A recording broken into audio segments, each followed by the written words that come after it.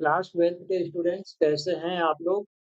NCERT के solution में आज क्लास 12th का इनवर्स ट्रिगो हम देखेंगे। इनवर्स ट्रिगो का 2.1 सॉल्व करेंगे और सॉल्व करने से पहले जो 2.1 में फार्मूले यूज़ होंगे, तो सबसे पहले उसको हम लिखेंगे, उसके बाद हम 2.1 की तरफ बढ़ेंगे।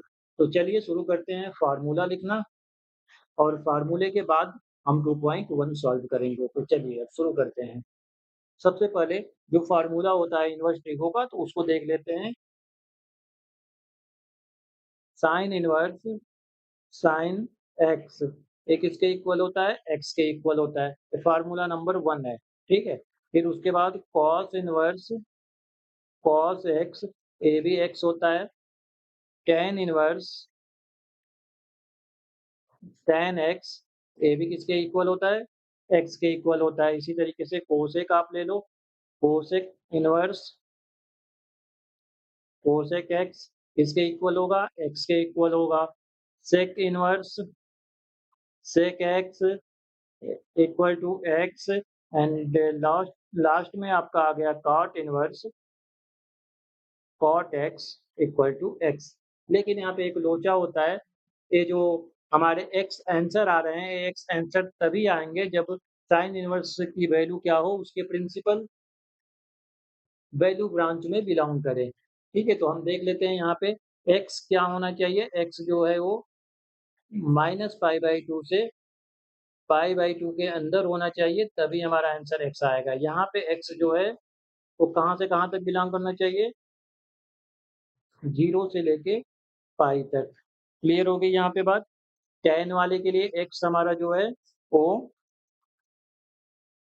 -π/2 से π/2 होना चाहिए और कोसेक के लिए हम ले लेंगे एक्स यहाँ पे, एक्स बिलोंग्स टू कोसेक किसका उल्टा होता है? साइन का होता है, यानी साइन ही होता है एक तरफ से, -π/2 से लेके π/2 होगा। लेकिन यहाँ पे हमको बस 0 को क्या कर देना पड़ेगा? बाहर कर देना पड़ेगा। सेक एक्स के लिए हम क्या करेंगे? एक्स बिलोंग करेंगे हम किससे, कहाँ से कहाँ तक? 0 से लेके पाई तक।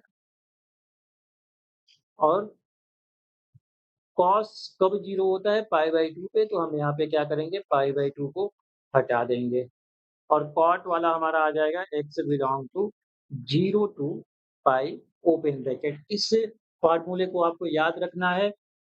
ये जो प्रिंसिपल वैल्यू ब्रांच है, इन सबको भी आपको ध्यान में रखना है। मेन ध्यान तो इन्हीं का रखना है। यदि इससे बाहर कोई हमारे पास एक्स आ रहा है, तो उसके लिए क्या काम करना पड़ता है, ये हम क्वेश्चन सॉल्व करेंगे तो वहाँ पे बताएँगे। चलिए अब आगे फार्मूला नंबर 2 पे आते हैं।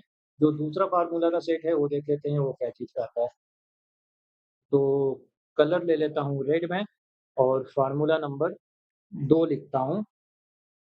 Sign inverse minus x sign inverse minus x हमारा किसके इक्वल होता है? माइनस साइन इनवर्स एक्स के इक्वल होता है। इसी तरीके से कोसेक को ले लो आप, तो कोसेक इनवर्स माइनस एक्स जो होता है वो minus of cosec inverse x होता है और कोसेक के बाद आपका आ जाता है tan inverse minus x equal to minus tan inverse x. Clear हो गई बात? इसी तरीके से 3 और इसी में आ जाते हैं, तो उसको भी कर लेते हैं। वो 3 कौन-कौन से हैं? Cos inverse minus x, cos inverse minus x, cot inverse minus x और आपका बच गया क्या? Sec inverse minus x, sec inverse minus x. इनकी वैल्यू क्या होती है? तो ये भी देख लेते हैं। यहाँ पे जो वैल्यू आएगी वो pi minus cos inverse x हो जाएगी। यहाँ पे pi minus cot inverse x हो जाएगा और यहाँ पे भी हो जाएगा pi minus sec inverse x. Question करेंगे तो आपको यहाँ पे बढ़िया से समझ में आ जाएगा। तो ये हमारे पास 2 फार्मूले हो गए। चलिए अब आगे देखते हैं कुछ और फार्मूले। वैसे क्वाड्रेंट रूल वगैरह आपको आता है, तो उसकी डिटेल में मैं चर्चा नहीं कर रहा हूँ यहाँ पे, क्वाड्रेंट रूल वगैरह की। तो 2.1 में जो हमारे पास क्वेश्चन होंगे, इन्हीं दोनों फार्मूले के बेस पे सॉल्व हो जाएंगे। तो चलते हैं 2.1 में, एनसीईआरटी में आप क्वेश्चन देखते रहना, मैं यहाँ पे क्वेश्चन आपको लिख रहा हूँ। तो हम सॉल्व अब क्या करेंगे,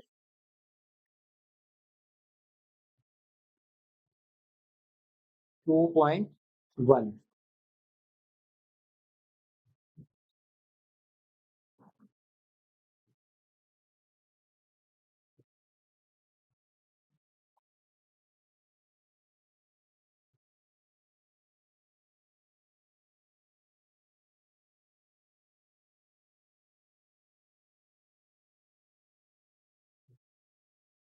सबसे पहला क्वेश्चन क्या है हमारे पास 2.1 में,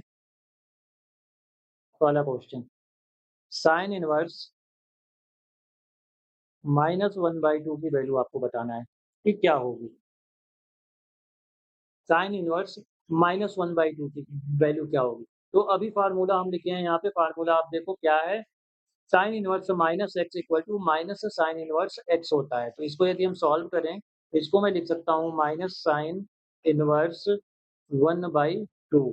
अब बताइए कि 1/2 साइन 1/2 साइन की किस वैल्यू पे होता है, तो 1/2 हमको पता है कि पाई/6 पे होता है। तो यहाँ पे आंसर हमारा आ जाएगा पाई/6, और ये वाला माइनस है ये भी साथ में आ जाएगा। तो ये आपका आंसर हो गया। क्लियर हो गई बात। चलिए दूसरा देखते हैं। दूसरा क्वेश्चन है हमारे पास कॉस इनवर्स √3/2। Cos inverse √3/2। तो आप बताइए √3/2 कब होता है, कॉस के किस एंगल पे होता है। तो वो भी आपका पता है कि पाई/6 पे होता है। पाई/6 यानी 30 डिग्री पे हमारा कॉस क्या होता है, √3/2 के इक्वल होता है। तो ये क्वेश्चन आपका हो गया। चलिए तीसरा क्वेश्चन देखिए। तीसरा क्वेश्चन क्या है हमारे पास, कोसेक इनवर्स 2। Cosec inverse 2। अच्छा बताइए कोसेक 2 कब होता है, कोसेक 2 कब होता है, तो वो भी पाई/6 पे ही होता है, आपको पता ही है ना। अरे कोसेक थीटा यदि 2 के इक्वल है तो किस पे होगा, ये पाई/2 लिख रहा हूँ यहाँ पे, पाई/6 होगा, ये पाई/6 पे होता है। क्लियर है। चलिए तो क्लियर है, तो क्वेश्चन नंबर 4 को करते हैं और देखते हैं 4 का आंसर क्या आएगा। क्वेश्चन नंबर 4, चौथे में हमारे पास दिया हुआ है tan इनवर्स -√3। अच्छा tan इनवर्स तो -x क्या होता है, माइनस tan इनवर्स x होता है। तो इसको मैं अब लिख सकता हूँ माइनस tan इनवर्स √3।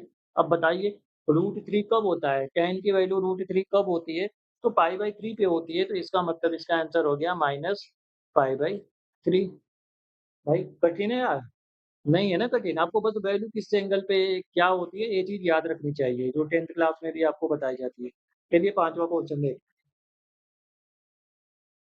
पांचवा क्वेश्चन है कॉस इनवर्स -पाई/2। Cos inverse -1/2। अब कॉस वाला फार्मूला एक बार देखो क्या है, कॉस इनवर्स -x होता है पाई माइनस कॉस इनवर्स। तो इसको मैं क्या लिख सकता हूँ, इसको लिख सकता हूँ पाई माइनस कॉस इनवर्स 1/2। बताइए 1/2 कब होता है कॉस,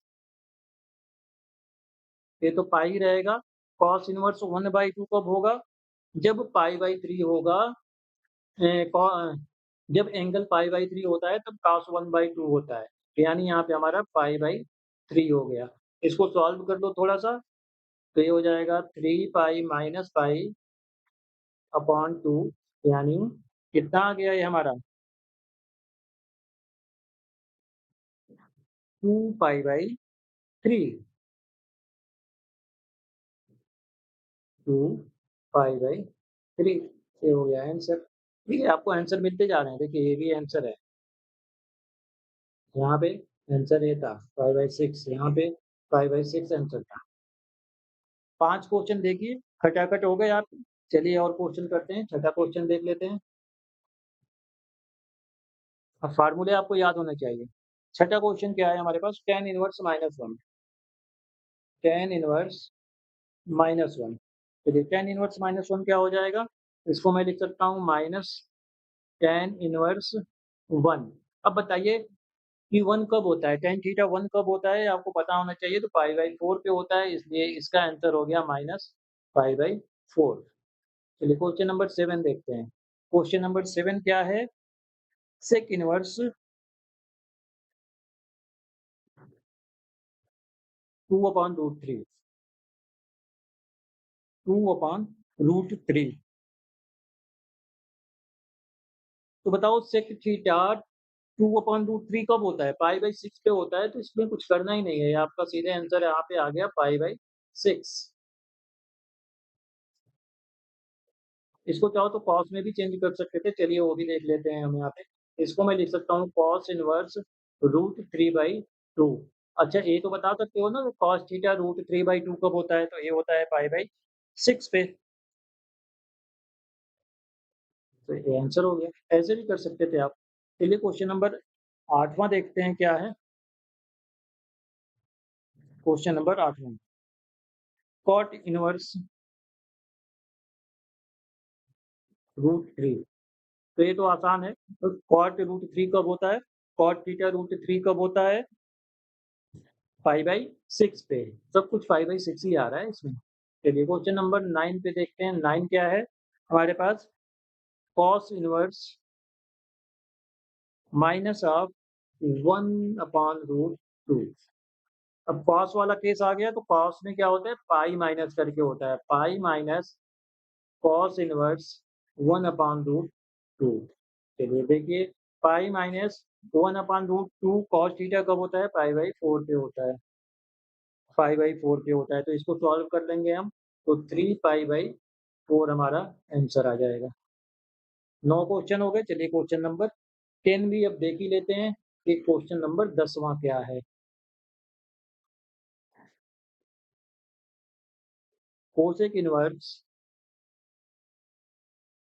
माइनस ऑफ √2।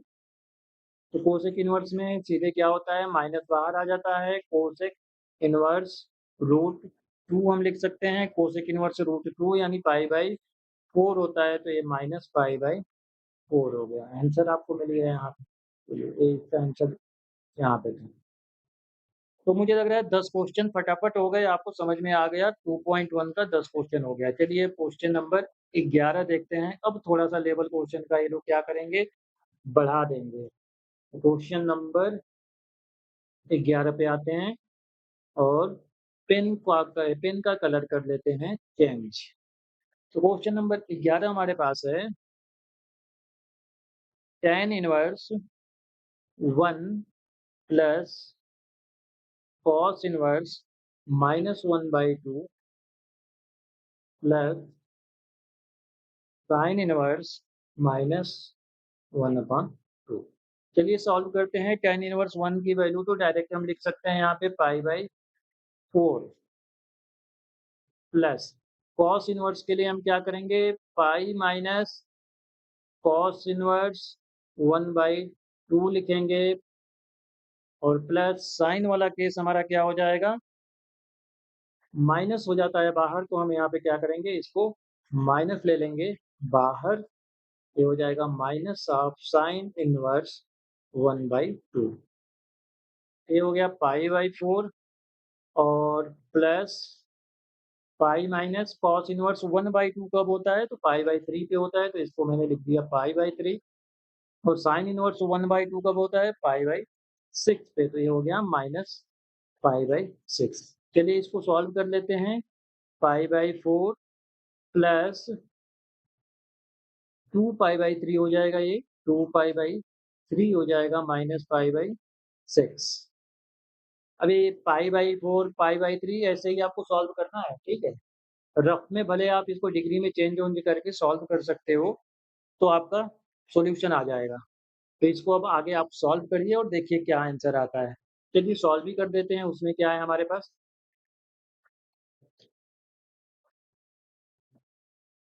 एलसीएम कितना हो जाएगा इसका?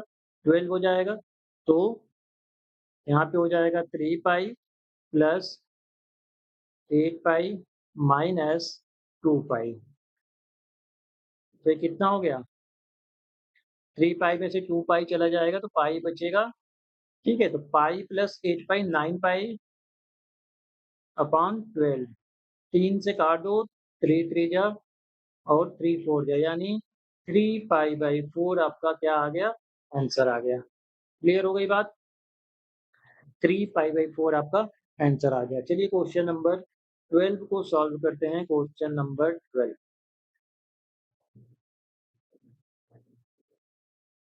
सबसे आसान चैप्टर है और इसका यूज जो है ना जम के होगा आपका कैलकुलस जब आप पढ़ोगे। Cos inverse 1/2 plus 2 sine inverse plus 2 sine inverse 1/2। चलिए सॉल्व करते हैं। कॉस 1/2 कब होता है, तो π/3 पे होता है, आपको पता होना चाहिए। और यहाँ पे प्लस 2 आ गया। और साइन इनवर्स 1/2 कब होता है, तो π/6 पे होता है, तो इसको कर दिया π/6। 2 से कैंसिल हो गया 3, यानी π/3 प्लस π/3, इसको मिला दो तो 2π/3 आंसर आ गया आपका। क्लियर यहाँ तक?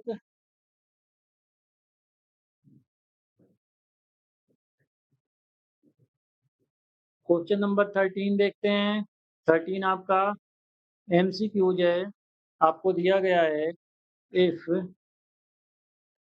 Sign inverse x equal to y, then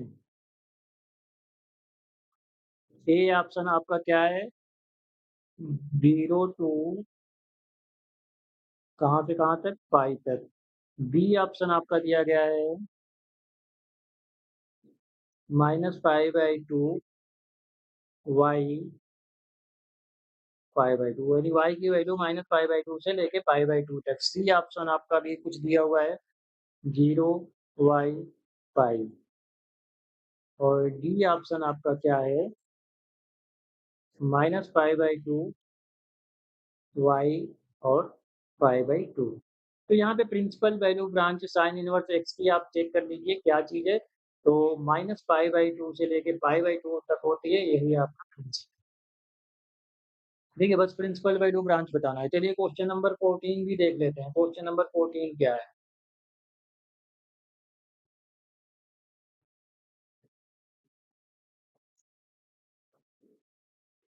tan inverse √3 minus sec inverse -√2।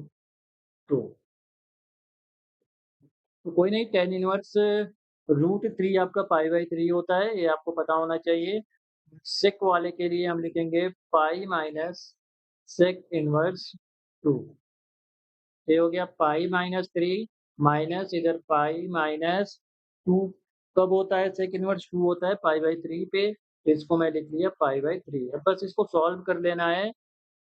π/3 minus pi plus π/3, इसको यदि हम सॉल्व कर लेंगे तो लास्ट में हमारे पास क्या आ जाएगा, -π/3। इसका आंसर आ जाएगा -π/3 आंसर आ जाएगा।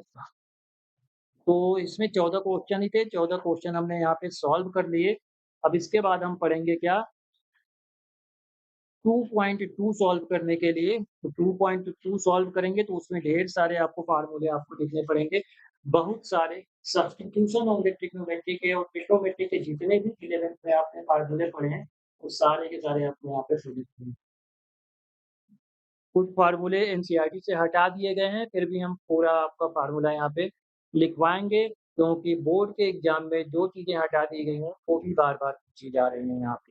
तो आज का लेक्चर यहीं पे खत्म करते हैं। 2.1 आपका पूरा सॉल्व हो गया। 2.2 के लिए फिर अगले वीडियो में आपसे हम मिलेंगे। ओनली 20 मिनट लगा 2.1 को सॉल्व करने पे, बस आपको फार्मूले याद होने चाहिए। चलिए, ओके।